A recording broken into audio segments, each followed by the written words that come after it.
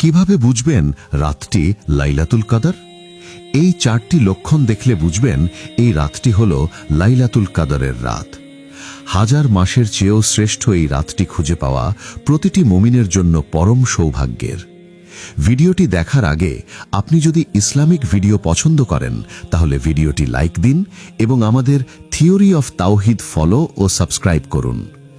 লাইলাতুল কদর হল বরকতময় একটি রাত, যা হাজার মাসের চেয়েও উত্তম।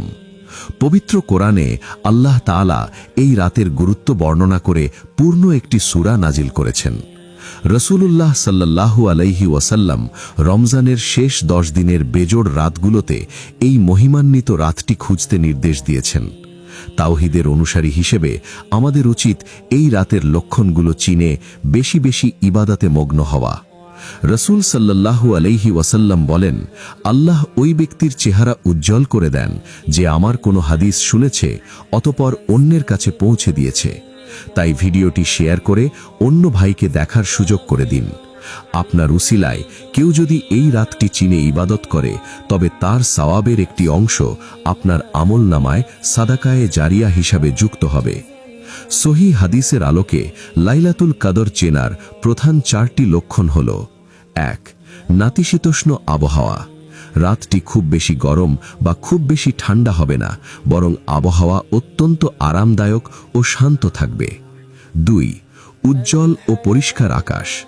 আকাশ মেঘমুক্ত ও পরিষ্কার থাকবে এবং এক প্রকার স্নিগ্ধ নূর বা আলো অনুভূত হবে। 3. প্রশান্তিময় পরিবেশ। সেই রাতে ইবাদত করে অন্য রাতের চেয়ে বেশি আত্মিক প্রশান্তি পাওয়া যাবে এবং কোনো ঝড় তুফান হবে না। 4. পরবর্তী সকালের সূর্য।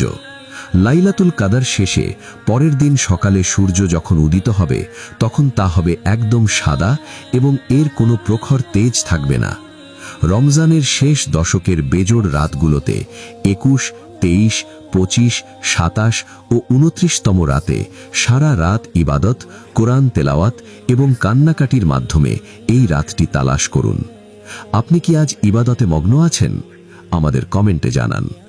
নিয়মিত এমন আমল ও তাওহীদি বার্তার জন্য থিওরি অফ তাওহিদ চ্যানেলটি সাবস্ক্রাইব করুন এবং ফেসবুক ও টিকটকে ফলো করে সাথেই থাকুন। জাযাকুমুল্লাহু খাইরান।